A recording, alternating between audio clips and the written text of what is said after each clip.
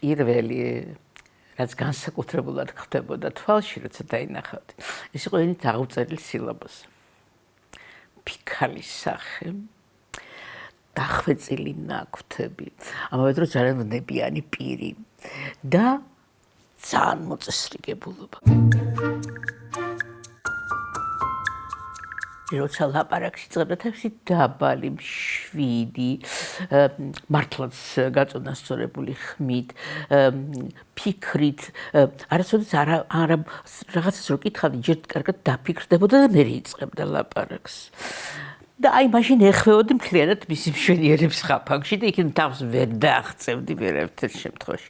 ძალიან ჭკვიანი იყო. შემიძლია ვთქვა, რომ მედია კუჭუხიძე შექმნა ეპოქა მარჯანიშვილის თეატრში. ისეთი საეტაპო სპექტაკლები დადგა მარჯანიშვილის თეატრში, რომ აი მარჯანიშვილის თეატრის სული რაც არის. მედია იყო გამგრძელებელი აი ამ დიდი პლეიადის, ვინც აი ფსიქოლოგიური თეატრი, მსახიობის თეატრი, სადაც არტისტები არიან პირველ ადგილზე წამოწეული და არა რეჟისორის რაღაც ტრიუკები და რაღაცები. თორე დიდი პედაგოგები ყავდა მედიას. და კარგი მოწაფე იყო ეთყობა იმ თავის პედაგოგების და ისეთი საოცრებები აქვს დადგმული მედიას, აი რასაც მე ვთქვათ მოვესწარი კიდევ. როგორ გითხრათ, მე ეგეთ სპექტაკლები არ მინახავს. ისეთი ღრმა, ისეთი ძლიერი, ეგეთი გააზრებული. ხა თავიდან რომ დავიწყოთ, პირდაპირ გეტყვით, რომ ჩვენ ნათესავები ვართ. დეიდად მეკუთვნის მედია და მე ვიყავი სპორტსმენი, კალათბურთელი ვიყავი მე და მოვთქვი რომ მე-10 კლასში რომ სადგინდა რომ ჩაბარო ბოლო-ბოლო და თეატრალურს უნდა ჩავაბარო, გაგიჟდა სულ. ნუ დედაჩემი, მამაჩემის გაგიჟდა, იმიტომ რომ ჩვენები ინჟინრები ვიყავდნენ სულ ყველანი.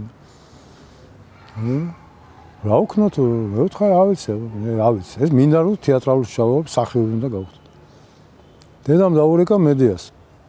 მედიას გაგიჟდა, რა უნდა კაცო სპორტსმენი კაცი არის მაგ. თან უსწავლელი, იმიტომ ჩვენ სკოლაში ისე დავდიოდით რა, იმიტომ სულ წასულები ვიყავით ხან შეკრებებზე, ხან შეჯიბრებებზე. გაუნათლებელი სპორტსმენი, კიდე ის გვაკლდა, ეხლა თეატრალურ სამყაროს, ეხლა კიდე გაუნათლებელი კაცი მოვიდეს.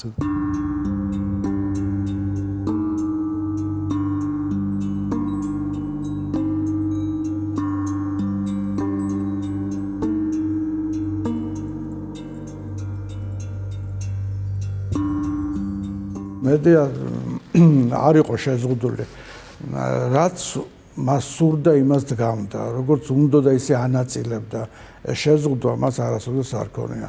თაობები გაზარდა ინსტიტუტში და თეატრში სხვათა შორის იყო თავისებური რეჟისორი, რომელიც აი სულ ცდილობდა, რომ რაღაცეები დაერღვია, მაგალითად თუ იყო მსახიობი აღიარებული, რომ ის მხოლოდ კომედიურ როლებს თამაშობდა, აი სწორედ ასეთ მსახიობს მიცემდა დრამატულ როლს. ან და პირიქით თუ იყო ტრაგედიების მოთამაშე მსახიობი, მას მიცემდა სახასიათო როლს. აი როგორც მაგალითად ოთარ მეღვინეთუხუცესის შემთხვევაში კაცი ანტიკურ ტრაგედიებს თამაშობდა და უცებ მიცა პროვინციულ ამბავში ლეოს ეპიზოდი სახასიათო როლი. მედია ძალიან მეგობრობდა არა მარტო დრამატურგებთან, მთარგმნელებთან, ლიტერატორებთან. გიგა ლორთქიფანიძემ ორი არაჩვეულებრივი პიესა მიცა გადასცა მედიას და უთხრა რომ წაიკითხე და თუ სურვილი გექნება დადგიო. ეს იყო უცნობი ავტორი ლალი როსება და ორი მისი პიესა პროვინციული ამბავი და პრემიერა, რომელიც ორივე დადგა მედიამ და არნახული წარმატება მოუტანა თეატრსაც, მედიასაც და ლალი როსებასაც. ჩამოსვლა საჭირო არ არის.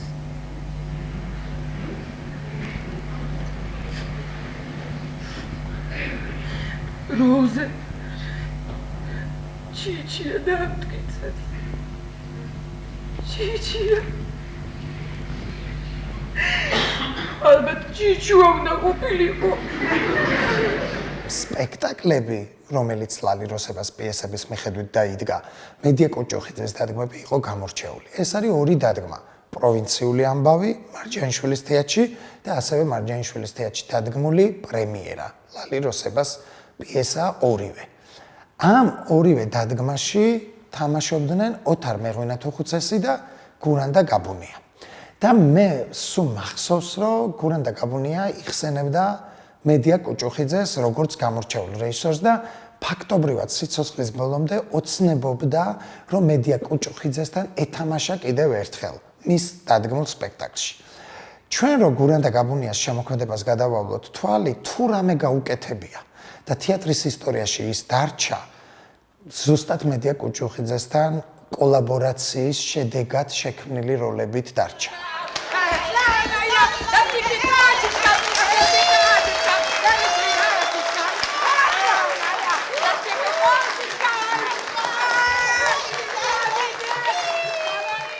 მითი იმის შესახებ, რომ ქალი რეჟისორი არ არსებობს, დაამსხვრია და გააძლიერა სწორედ მედია კუჭოხიძემ და ნანა ხატისკაცმა, რომლებიც იყვნენ ფაქტობრივად ერთი თაობის წარმომადგენლები. მედია კუჭოხიძე იყო ისეთი მაღალი რანგის რეჟისორი, როგორიც მისი თაობის მამაკაცი რეჟისორები, რომლებიც ისტორიაში ბრწყინავენ. და მედია კუჭოხიძე ნაკლებად ამბიციური ქალი იყო. ის არ იბრძოდა არასდროს სამხატვრო ხელმძღვანელობისთვის, მთავარი რეჟისორობისთვის. ის იბრძოდა მხოლოდ იმისთვის, რომ მისი სპექტაკლი ხარისხის თვალსაზრისით ყოფილიყო გამორჩეული. მისი ბედი ისე დაალაგდა, რომ მთელი კარიერა და ცხოვრება მან დაუკავშირა მარჯანიშვილის თეატრს. ეს არ იყო შემთხვევითი, იმიტომ რომ ის იყო ვასო ყუშიტაშვილის მოწაფე.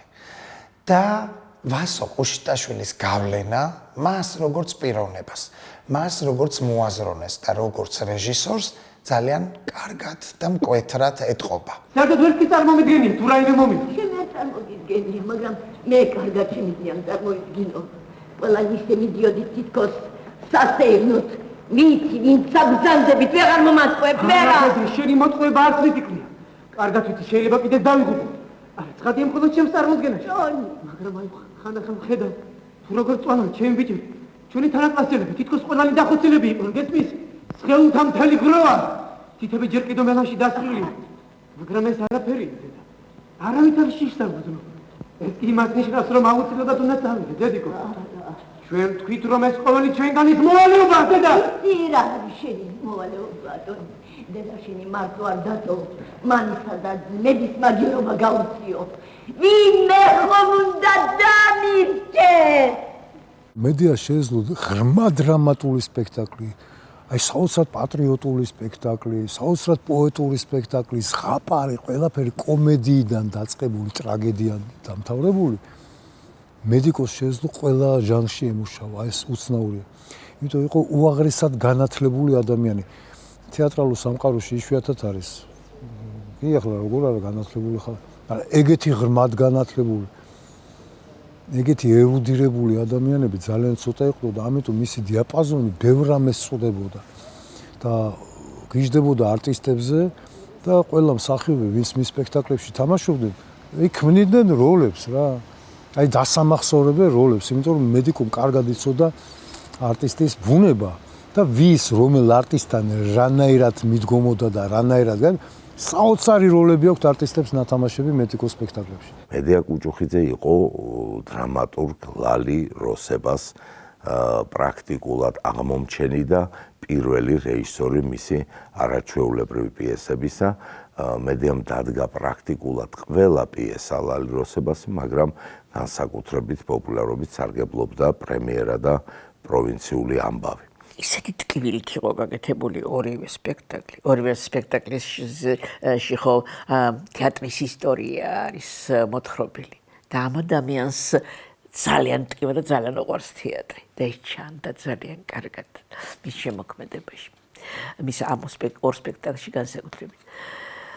რაც აი ზოგიერთობით ძალიან გულტასაწყვეტია მისო ცხოვრება. ვაი მარტო ხელა ადამიანს ამ ცხოვრებაში.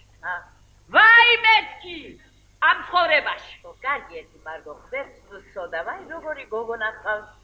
კარგი ერთი გაჭყმიანი. შენი ჭირიმე შვილო. შენი მწარეების ჭირიმე. ეხლა კიდე ძმა ჩამოგინა. ძმა ტრინდი. აღარ ამყავს მე ძმა. იყო დრო ძალიან კარგი ძმა მყავდა მე კი არა მთელი მეზობლებიც კი ამაყობდნენ ისეთი კარგი ძმა მყავდა. ხლა რა არის ჩემი ძმა? დოყლაპია და მეტი არა. ცოლთამდეს როგორ გავაბედიდა. თანაც იკითხეთ როგორი თოლი ხარ. ამდენი ხნის მანძილზე ბავშვიც კი ვერ გაუჩი. საერთოდ მე ურთხილდებოდა მსახიობებს. ეს თვისება ქონდა რომ მისი ბობუქარი ხასიათი რაღაცნაირად რეპეტიციების დროს ძალიან გაწონასწორებული იყო. ძალიან. ის უფრთხილდებოდა, ეფერებოდა, ყველაფერს აკეთებდა იმისათვის, რომ მსახიობს მაქსიმუმი დაედო იმისი რა შესაძლებლობაც აქვს. ძალიან ბევრი სამუშაო მქონდა მედიასთან და ეს პროცესი მიდიოდა ესე ძალიან თანამიმდევრულად. ჯერ შედარებით უფრო ესეთი ჩემი ასაკის როლები, უფრო ესეთი ცისფერი, ვარდისფერი, რომანტიული გოგონების როლები, როგორც უნდა მეთამაშა 20-21-22 წლის ასაკში. შემდეგ ეს როლები გართულდა და უფრო საინტერესო გახდა რასაკვირველია და ჩვენს მედიამ იპოვნა ეს ქალბატონი ვალი როსება, რომელმაც ქართულ დრამატურგიაში შემოიტანა სრულიად სხვა თემატიკა. ესეთი ბუნტარული, ესეთი ძაფრი, რთული კონფლიქტებითა და ტკივილებით და ცოდვებით სავსე ადამიანების ცხოვრება. უნდა გაგახსენოთ, რომ ეს არის კომუნისტური პერიოდი, როდესაც ასეთ თემებს მაინც და მაინც არ ესალმებოდა იმდროინდელი საზოგადოება და ზედაფენა. მაგრამ მოხდა ისე, რომ ეს სპექტაკლები შედგა და ძალიან დიდი რეზონანსი გამოიწვია. ეს იყო პრემიერა ერქვა სპექტაკლს, ასე პრემიერა სათაური იყო, შესანიშნავი პიესა იყო. თეატრის გარშემო თვითონ ლალი იყო თეატრალური ოჯახიდან, ამიტომ ძალიან კარგად იცოდა თეატრის ცხოვრება, თეატრალური ოჯახების ცხოვრება. და შემდეგ იყო პროვინციული ამბავი, რომელმაც ჩემს ცხოვრებაში და არა მარტო ჩემს ცხოვრებაში, მარჯანიშვილის თეატრის ცხოვრებაში და ბევრი მსახიობის ცხოვრებაში, ვინც მაშინ ამ სპექტაკლში მონაწილეობდით, რადიკალური ცვლილებები მოიტანა. ხომ იცი შენი ქმარი ყოველ მეორე დღეს კახპებთან დაეფრება. იცი გარგეს ისხება. კახპებთან მართლაც მქონია საქმე ერთი ორჯერ. დაუწყი მათ ხომარი ვიდოდის მოგიწება და გაგაბედნიერე. დაჩვდი ახლა კარგი. იჭუკჭუკი საკუჩებუც მეწავალ და წავიჯერე. შენოგიში შეიძლება? არა. არა? კარგი არ შეგეხუძე. შეხედე. შემოხედე. სარკეში დაიხედე შეუფედურო შედა. ისე ვაფუძა, ასეთია და ისეთია.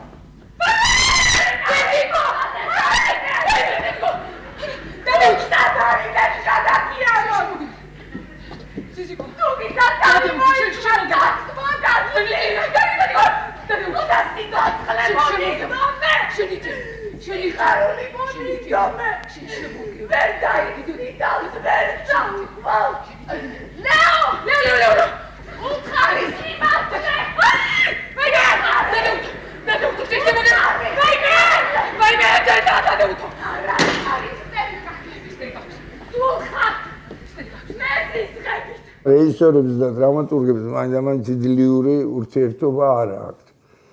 აქ კი მადლიერების გრძნობა იყო უმაღლესი თან 25 წლის ბიჭისთვის.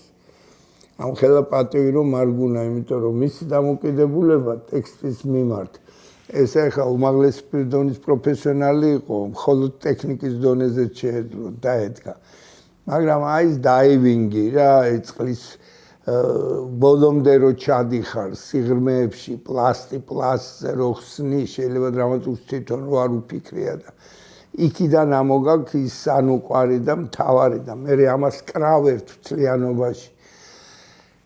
იმ მთავარ სათქმელს რაღაცა ის თქოს მძივივით რო აწყობ. ძვირფასი ფიქრი ჩემი სულ შენ დაგტრიალებს თავს.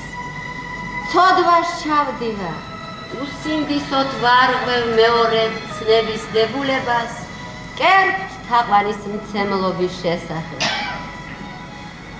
და როცა დაკრავს ჩემი სიკვდილი ჟანი ერთი სურვილი მექნება მხოლოდ შენი სახე შენი ხატება მე დგას თვალწინ.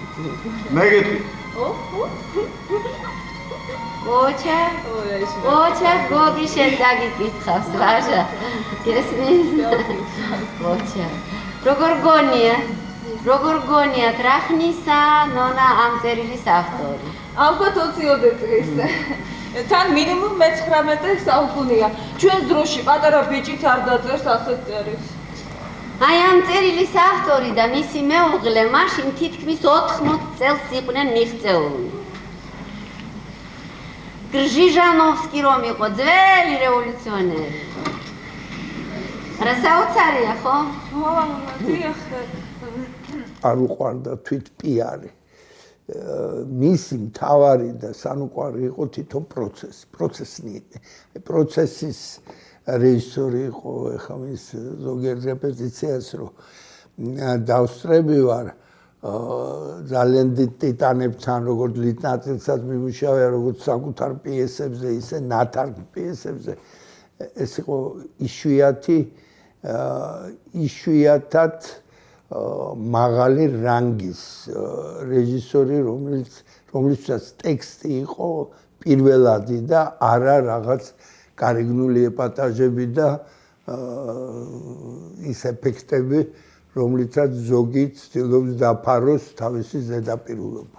ყველასთვის ცნობილია რომ ის მხატვრული სახეები რომლებიც წარმოდგენის დადგმამ და ბევრად ადრე უნდა წარმოუდგეს თავად წარმოდგენის დამდგმელს, მხოლოდ იმ შემთხვევაში იძენენ ცხოველმყოფლობას, როდესაც კონკრეტულ ფორმაში არიან მოქცეულნი, ესე იგი ცოცხალ ადამიანებთან, მსახიობებთან არიან შერწყმული. ეს ძალიან რთული პროცესია, ჩვენ ვიცით, მაგრამ წარმოედგინათ როგორ ჭირს ხოლმე ცხოვრებაში ურთიერთობის დამყარება უახლოეს ადამიანებს შორის. მსახიობს კი დამაჯერებლობის მისაღწევად ხშირად ურთულესი ოპერაციების ჩატარება უხდება საკუთარ გრძნობათა სამყაროში.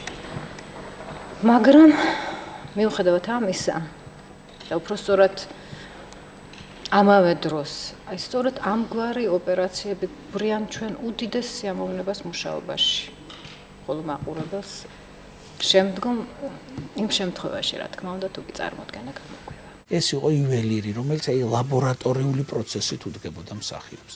და მისი სპექტაკლები ამით იყო გამორჩეული. აი მაგალითად ელენე ყიფშიძეს საუკეთესო როლი იყო პრემიერა ლალი როსებას პიესაში, რომელიც სრულიად სხვანაირი სპექტაკლი იყო. აი სრულიად სხვანაირი ელენე ყიფშიძე ნახა მაყურებელმა. და ასე შე რომ მიდიოდა აი ოთარ მეღვინე-თუხუცესი ხო მეფეები და ტრაგედია და ოიდიპოსები და ოტელები და უცბად კომედიაში პროვინციულ ამბავში. ეს იყო ისეთი სანახაობა, აი ოსტატი ქართული თეატრის მეღვინე-თუხუცესი როგორ მუშაობდა. ანუ მედია გაურბოდა სტერეოტიპებს. აი მოდი ეს ითამაშებს კომედიურ როლს და მეც არა ის სხვანაირად ხედავდა არტისტებს. ამიტომ იყო მისი მოღვაწეობა ქართულ თეატრში ესეთი მნიშვნელოვანი. თოდა მკაცრი იყო ხოლმე, მაგრამ თუ გაგიბრაზდებოდა, მალე გაუვიდოდა ეს და ისეთი გემრიელად მედიკო ბაპატი რაღაცას თქვა და დავიგვიანე. სხვა რაღაც ისეთი პატარაში და არა, დავიგვიანე თეატრში კი არა. აი სცენაზე შესვლა ან რაღაცა სპექტაკლის დროს არა, რეპეტიციის დროს გეუბნები და სპექტაკლის დროს როგორ შეიძლება რამე დააშაო და კარგად იცოდა შეინიშნა ლამაზად და ლამაზადვე დაამთავრებდით ხოლმე ამ შენიშვნას.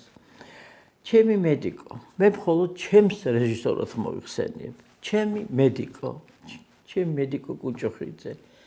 ბედნიერება იყო რომ მასთან ერთად ვიმუშავე, ბედნიერება იყო რომ მის სპექტაკლებში მონაწილეობდი და ბედნიერებაა რომ შემიძლია ესე გავიხსენო კარგად გულით. ნათელი უნდა იყოს და იქნება კიდევაც, იმიტომ რომ ბევრი სიკეთე აქვს მსახიობებისთვის და საერთოდ არა. თეატრისთვის მსახიობი, როცა რეჟისორისგან მიიღებს ამ ხელას სიკეთეს როლს, სწორად, ლამაზად, ეს ძალიან დიდი მნიშვნელობა აქვს ამას. ძალიან დასაფასებელია. მე არ მეგულება არც ერთი მსახიობი, რომელიც ამას არ აფასებდეს.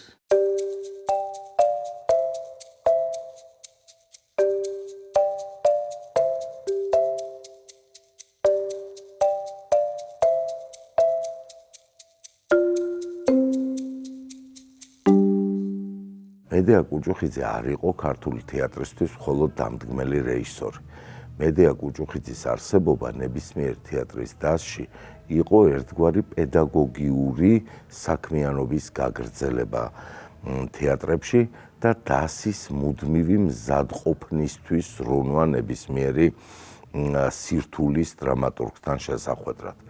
თვითონაც საკმაოდ რთულ დრამატურგიას ეჭიდებოდა ხოლმე და უფრო მეტიც ქართული თეატრის რეპერტუარში მედეა კუჭუხიძემ ისეთი ავტორები შემოიყვანა და ისეთი ავტორები გააცნო ფართო საზოგადოებას, რომელიც არც მანამდე დადგმულა და არც შემდეგ, უფრო მეტიც, როდესაც მან დადგა მონძაემონ ჩიკამაცუს შეყვარებულთა თვითმკვლელობა ციურ ბადეთა კუნძულზე, ეს პიესა იყო პირველი დადგმა იაპონიის ფარგლებს გარეთ საერთოდ, არათუ მხოლოდ საქართველოში. და შემდეგ მოხდა სწორედ ის საოცარი ტურნე, რომელიც შედგა 1991 წელს მარჯანიშვილის თეატრი ტოკიოსა და კიდევ 7 ქალაქში იაპონიის, სადაც მათ წარმოადგენეს სწორედ ეს პიესა, პროვინციული ამბავი, ასევე მედეა კუჭუხიძის დადგმით და თემურ ჩხეიძის ჯაყოს ხიზნები და იყო დიდი ტრიუმფი ქართული თეატრის ეს ერთთვიანი გასტროლები.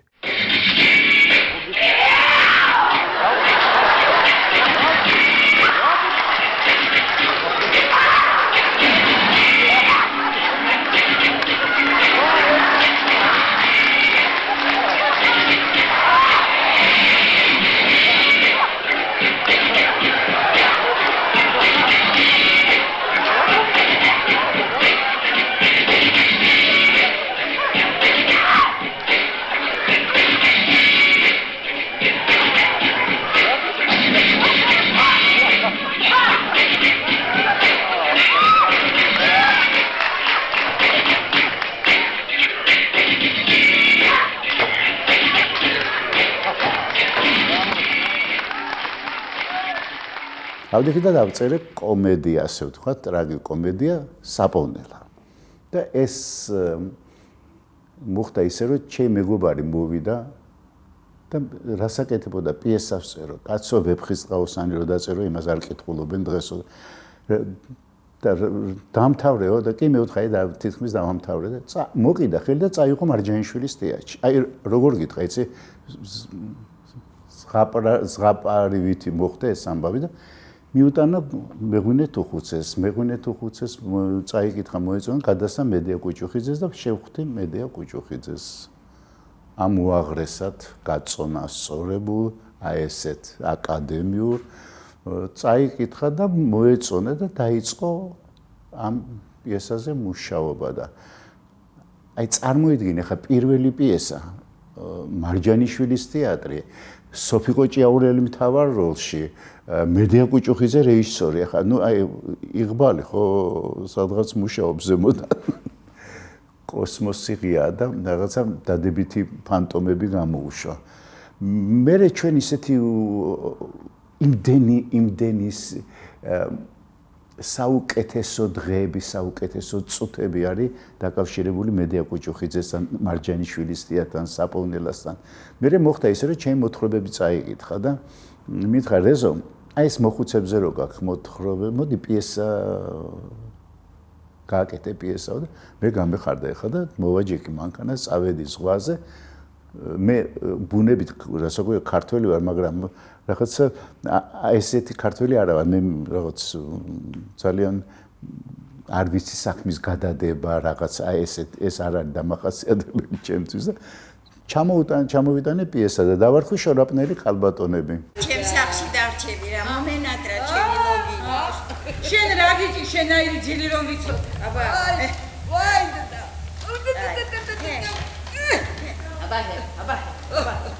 აბა ის მოყრეულში ვოდელი არანუნი სტარს ხელი ალგო ვოდელი არანუნი